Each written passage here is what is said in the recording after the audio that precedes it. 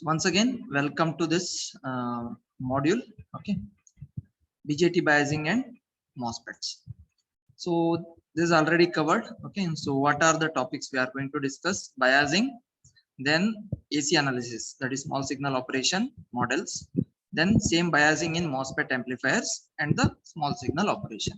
Okay, so together it is biasing and small signal we are discussing with BJT and MOSFETs. Okay, biasing in BJT amplifier circuits. Okay, so these things I clarified to you early itself. Okay, so what is meant by biasing, why it is required, okay, what are the types of BJT, okay, NPN, PNP and their configurations: common emitter, common collector, common base, the three regions: active region, saturation region, cutoff region. Amplifier should work in which region, what about the junction conditions. Okay, so everything matters here to discuss with biasing. Okay, so that only here summarized. Okay, the biasing problem is that of establishing a constant DC current in the collector of the BJT. Okay, so constant DC current in the collector of the BJT, meaning what? So what is the characteristics? I told you it is output current versus output voltage, IC versus VCE. So then, so to get an operating point, you have to get the current in the circuit first. Okay, so that is input current you have to establish first, IB, then beta times IB will give you IC. Okay, then IC will give you the value of VCE, that is the output voltage. Okay, so that's why it is remain everything I have explained in the previous session. So now just I am using that term. Okay, so summarizing that, it is nothing but establishing a constant DC current in the collector of the BJT. So this current has to be calculable, predictable and insensitive to variations in temperature and to the large variations in the value of beta encountered among transistors of the same type. Okay, so all these things we discussed, right? So the IC is a very important calculation here. So it should be predictable and insensitive to what? One is temperature, another is to value of beta. Okay, because if you change the transistor beta there, so beta value will changes. So presently you have a transistor beta of 100 value. Next, if you change the transistor with beta 200 value, so then IC will be multiplied with IB, right? Beta times IB. Okay, so that's why it will affect the calculate IC. So if you change the IC current, means in the characteristic curve. Okay, so IC is increased, means you are moving the operating point towards upwards. Okay, if VC is improved, you are taking the operating point towards this side. Okay, so these are the characteristics you have seen. So that's why here design and analysis. Okay, so you have to do it parallelly here. So this is the characteristics and this is the IC and this is the VCE. Okay, so this is nothing but the biasing. So biasing will be done to get the operating point. Operating point is nothing but establishing a constant DC current in the collector of the BJT. Not only establishing the collecting current, then you have to make it predictable and it should not vary to the beta and temperature value. That is the important. Okay, another important consideration in bias design is locating the DC bias point in the IC-VCE plane. Okay, so where you will locate, so based on that it will allow for maximum output voltage swing. Okay, so that is the thing. So first one is constant DC current establishment. Okay, and then you have to locate the DC bias point in such a manner that you should get maximum voltage swing. Okay, for example, if you have a knob, okay, so when you are adjusting the volume, okay, or if you are adjusting the FM radio, okay, so where you will get the less voice and more clarity, you will fix it, right?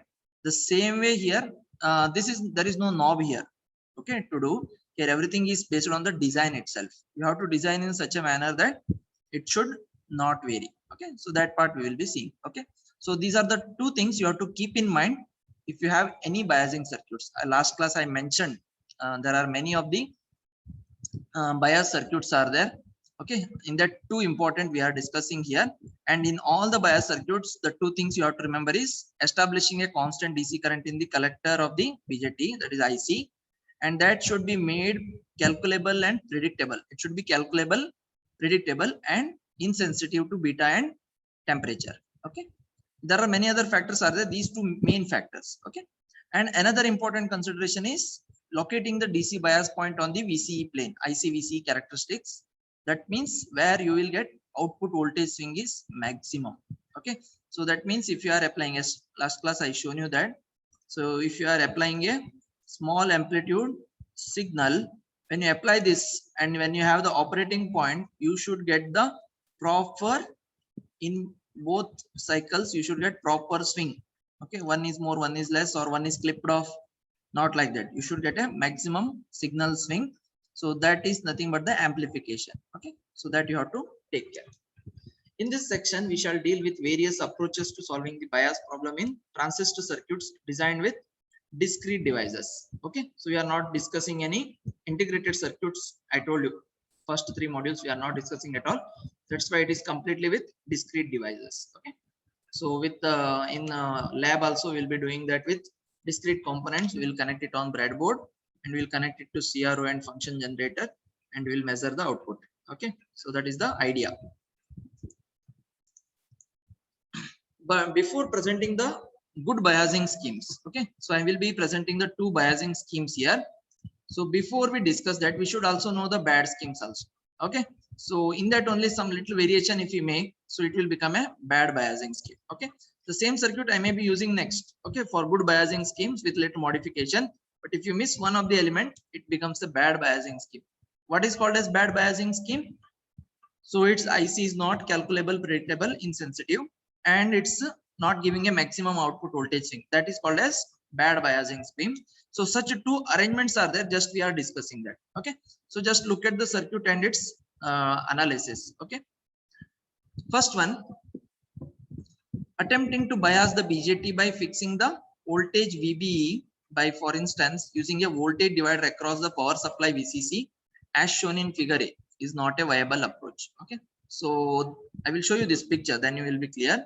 So what will happen in this circuit? First circuit. Okay, so this is the circuit we are saying. So we have a VCC here connected upwards. I told you if the voltage is connected collector side, it is called as VCC, and the same circuit VCC is given to this side, the base of the transistor, with a voltage divider bias circuit. So this is called as, here this is the base connection going on, and here 2 resistors are dividing the voltage. Okay, that's why it's called as voltage divider connection. Okay, so these 2 resistors and this RC, this formation of bias circuit will not be called as a good biasing scheme. So next I will be using the same circuit with little modification, is that I will be connecting one resistor over here, RE. Okay, then it will becomes a good biasing scheme, but at present this circuit is a bad biasing scheme. Okay, so that's what I explained there. The very sharp, what will happen in this case is the very sharp exponential relationship IC VBE means that any small and inevitable differences in VBE from the desired value will result in large differences in IC and in VCE. Okay, so VBE, where it will be at the transistor here, this VBE.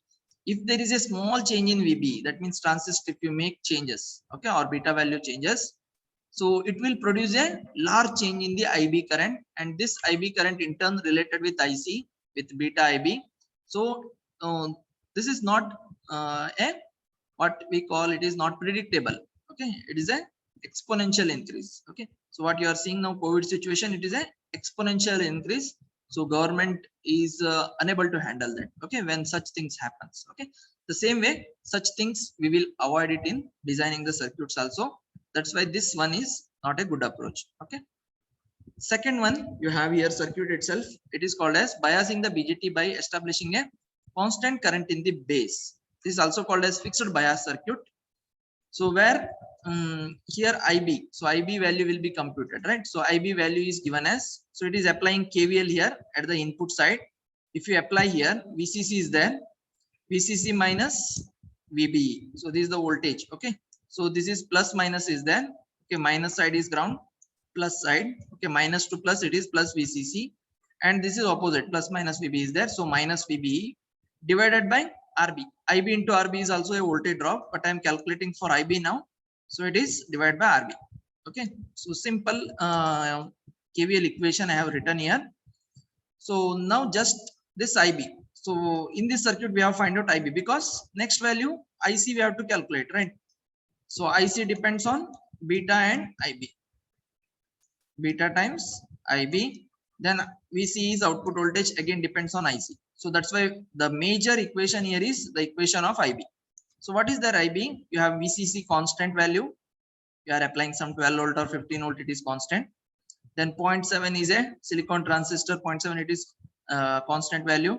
Then RB you are designing some value, register value, you are taking fixed value, right? 100K or 10K, whatever, okay, or 160K, whatever, it is a fixed value. So that's why it is also called as a fixed base bias circuit. Okay, so base of the current is fixed, it is not varying. So this is also not called as a recommended approach, not a recommended approach. Okay, what happens here is in the typically large variations in the value of beta among units of the same device type will result in correspondingly large variations in IC. IB is fixed, but if you change the transistor here, beta value is changing. So constant value with this one, it will give a huge increase in IC and in VCE. So it is not going to give a good biasing point. Okay, so that's why these two approaches, if you have, so we call it as bad schemes. Okay, they can ask the question. So can you discuss about the bad schemes in designing the transistor circuits? Okay, so like that, these 2 points. Now we will discuss the good approaches. Okay, the same circuits I will call voltage divider bias circuit. I will just do modification and I will form the first type of circuit, and that only we will discuss today. That is called as classical discrete circuit bias arrangement, or it is also called as voltage divider bias circuit. Okay, so this is the circuit. So it is simple. Okay, so you have the base of the NPN transistor or PNP. It is a collector, and this is the emitter. So just I am not doing analysis now, just it is a circuit now. Okay,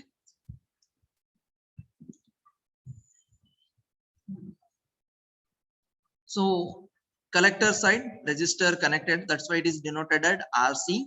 At the emitter side resistor is connected, I call it as RE.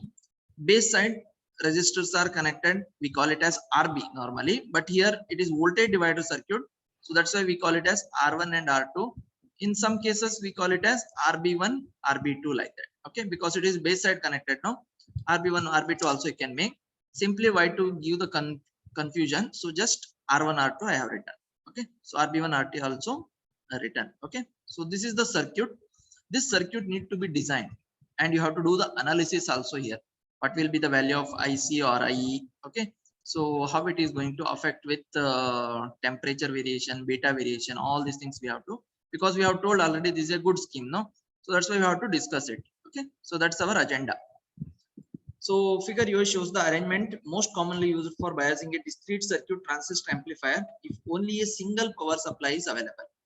So here both the cases we are using single power supply VCC. Okay, so when you have single power supply, so this biasing arrangement is a suitable one. Okay, so that is the idea.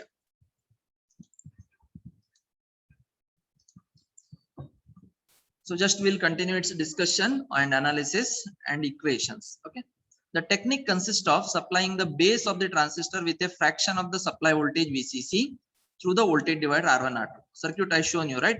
The R1 R2 is there, instead of RB I have written R1 R2, and it is dividing the voltage VCC among the R1 and R2. And you know last time in network theory voltage divider rule I have taught you. Okay, so that will be applied here to get the equation properly. Okay, in addition a resistor RE is connected to the emitter here. Okay, so RE is connected here, okay, at the emitter side. That is the change we have made. So now we will do the analysis part of this. This is the circuit now. So we have to do the analysis mathematically as well as conceptually. Okay, so here we have a figure B which shows the same circuit with the voltage divider network replaced by its Thevenin's equivalent. Understood why network theory concepts are used? Thevenin's equivalent of this circuit we have done only for input circuit. Okay, so what I have done here is, so this is the I have shown upwards it is. Okay, so it will be like this one. Okay, so I have replaced the VCC by a VBB. Okay, it is nothing but the Thevenin's equivalent voltage VTH. Instead of VTH I am writing, I have written there VBB in the circuit. Okay, and we need to write the equivalent circuit, right? Resistor RTH, that I have written as RB now.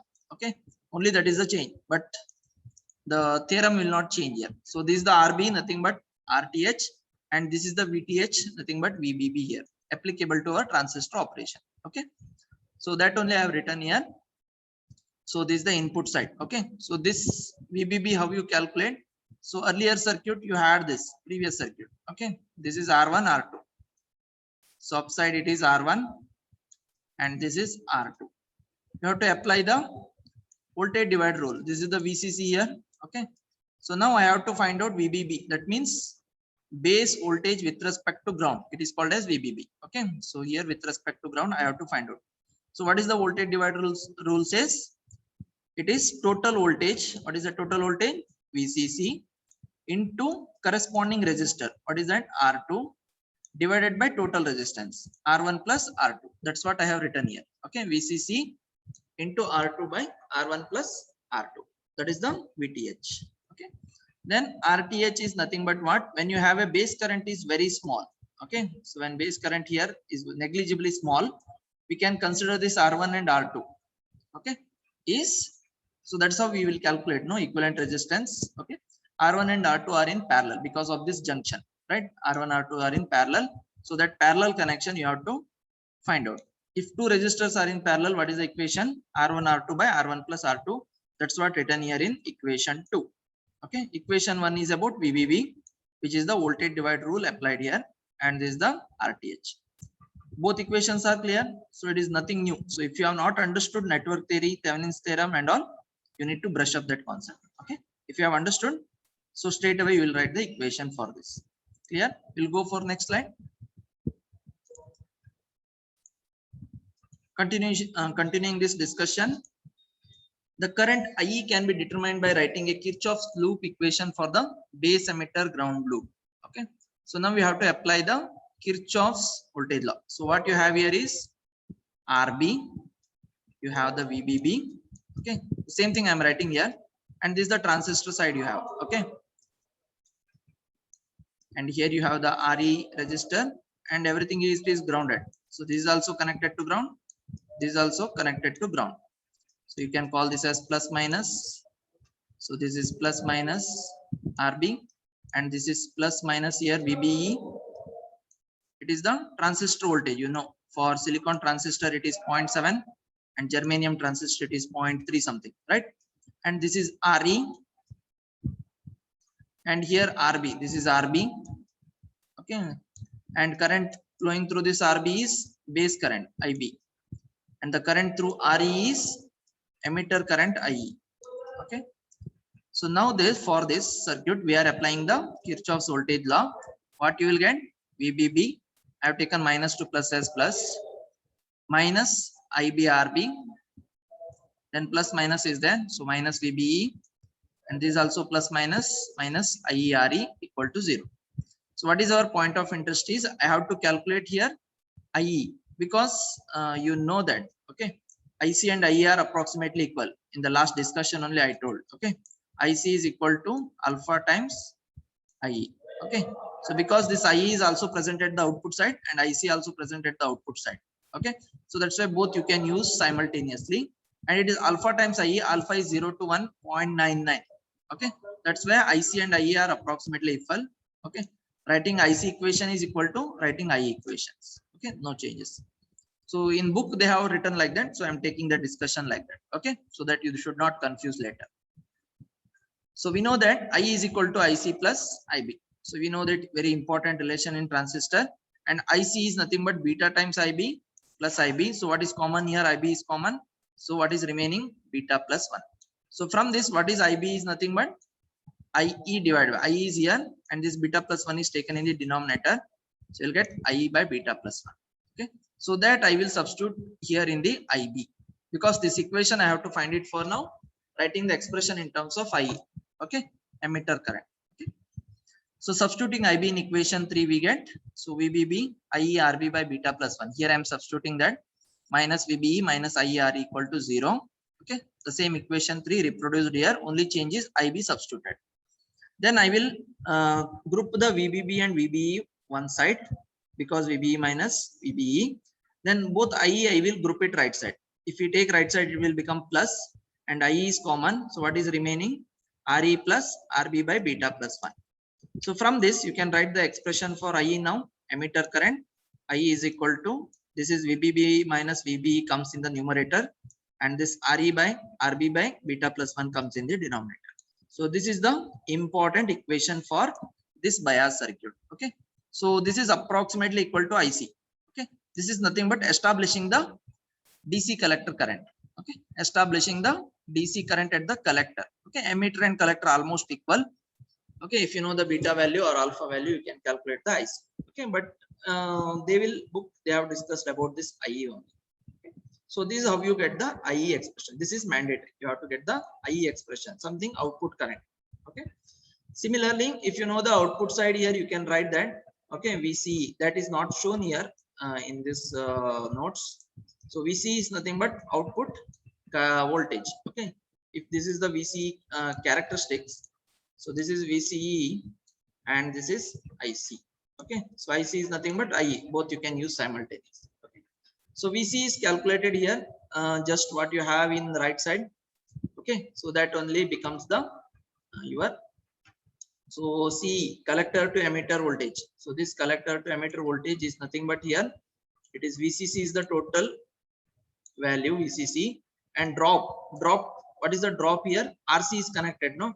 So that drop is given as IC into RC, because current in the RC is IC. So this VCC minus IC RC becomes the VCE voltage. Okay. So these some basics I think you know in basic electronics. So this is the expression for VCE. Again, there are various things are there. Okay. So VB is nothing but VB minus VE. Okay. VB minus VE. Similarly, this VCE means, so this is something basics you should know. Okay, VC minus VE. What is the difference here that you need to understand? VBE means if you have a CRO2 knobs, right? One is red color, one is black color, right? If you connect the red to base and black to emitter, then that value will give you VBE, base to emitter voltage. The same way, if you keep the red to VB, the base of the transistor, and black you have to connect, instead of connecting to emitter, you have to connect it to ground somewhere, common ground. Okay, then you will get the VB value. And then similarly VE, so connect the red color to emitter side of the transistor, and then connect the black color to common ground in your circuit. Okay, so that will give you VE. When you substitute this VB minus VE, you will get the VB. So this is the true relations with respect to transistor. Okay, it will not change, because this is why required, because when you are solving problems, we'll be using it like that. Okay. Similarly, VCE, collector to emitter voltage, is nothing but VC minus VE. Okay. Similarly, VCB is there. Similarly, VC minus VB you can write. Okay. So VCB normally will have negative value because it is reverse biased, right? So we have told two junctions. Emitter based junction is forward bias, collector based junction is reverse bias. So reverse bias will have minus value. Okay. So these are some of the things you need to analyze. I hope it is clear. Okay. So little bit starting now, it will be difficult. So as you study and move with the circuits, you will understand. Okay. I will go further.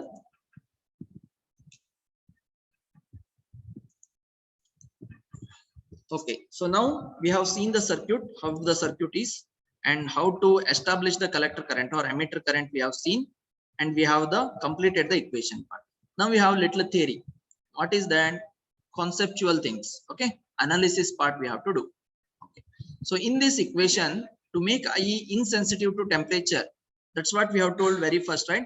First is to establish the collector current.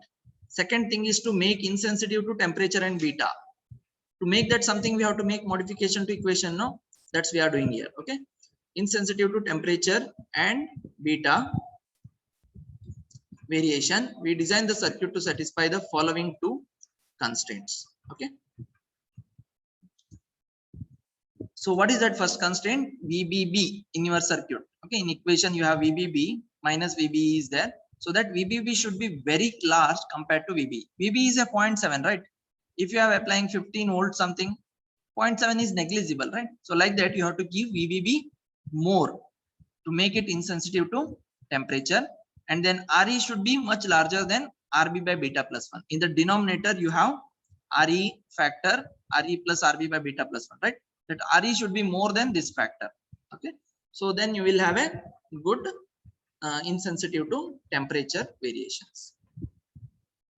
So this is called as condition 5. Condition 6, little elaborate on this. Okay, so condition 5 ensures that small variations in VBE will be swamped by the much larger VBB.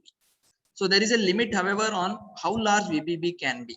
Again, there is a contradictory, right? So we can increase, we have to increase the VBB. That means any value, no. So there is some condition on the maximum limit. What is that? For a given value of the supply voltage VCC, the higher the value we use for VBB, the lower will be the sum of voltages across RC and the collector base junction VCB. So that means the maximum value in your circuit is VCC. That is what you are applying, supply. Okay, so it should not exceed that, first thing. Okay, and second thing, VCC value should be designed in such a manner so it should satisfy this. So the VCB value, it should not exceed, so that it is collector base junction is reverse bias. All these things are there. So if it is omitted, then what will happen? Collector current establishment, everything, it will change. Okay, that's why some rule of thumb we have to use. Okay, so what is that rule of thumb? We will see next. Okay, on the other hand, if you want to want the voltage across RC to be large in order to obtain high voltage gain and large signal swing, that is our second criteria, right? We have to get a high voltage gain and large signal swing.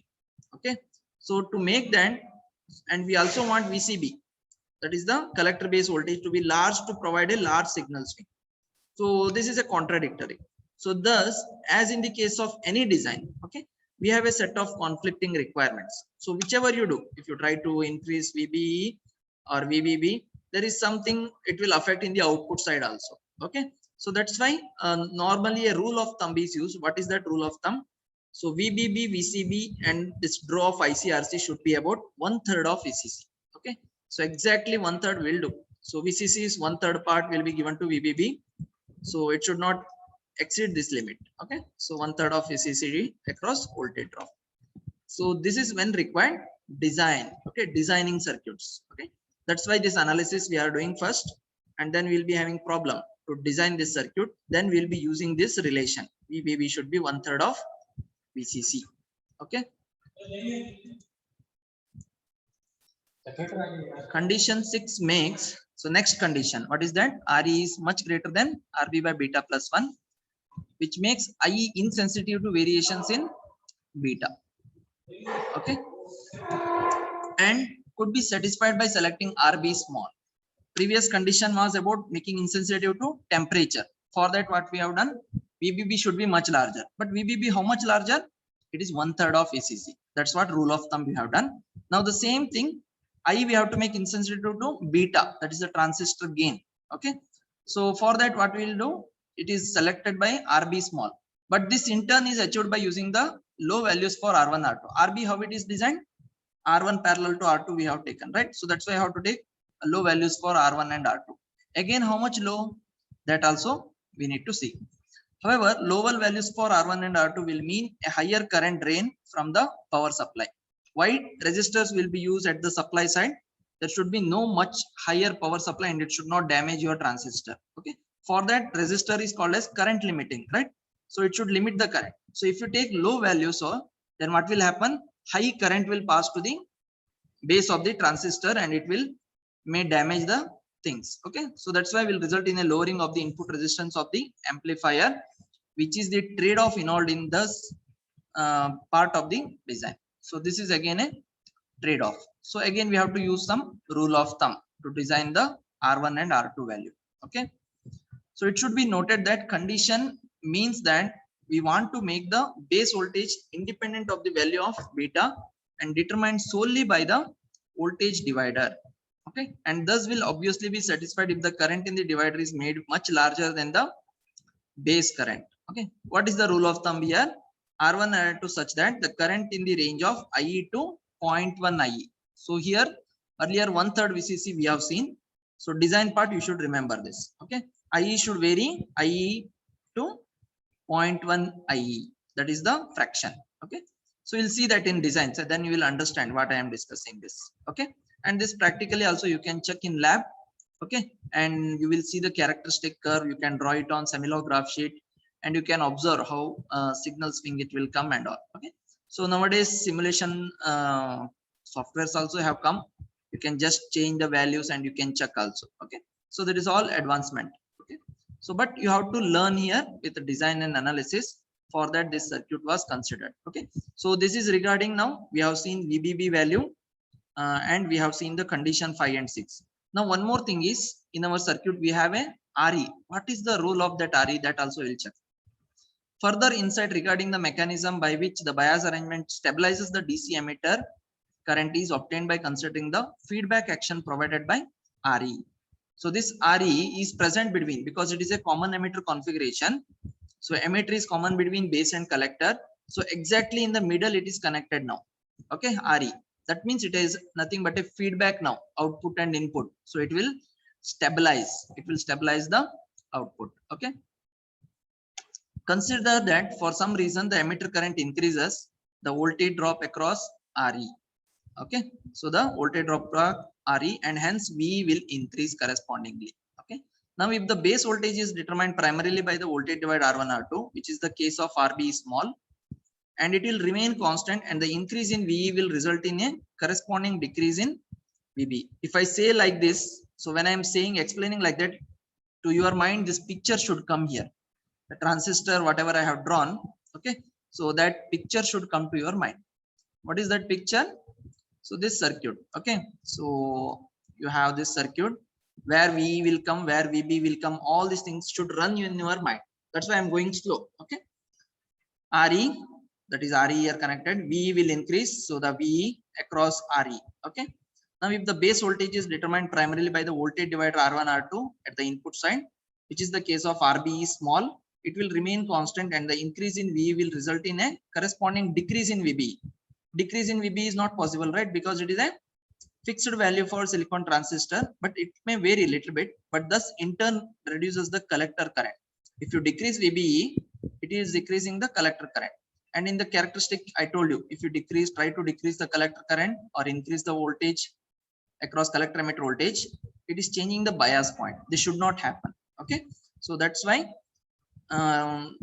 thus a change opposite to that originally assumed.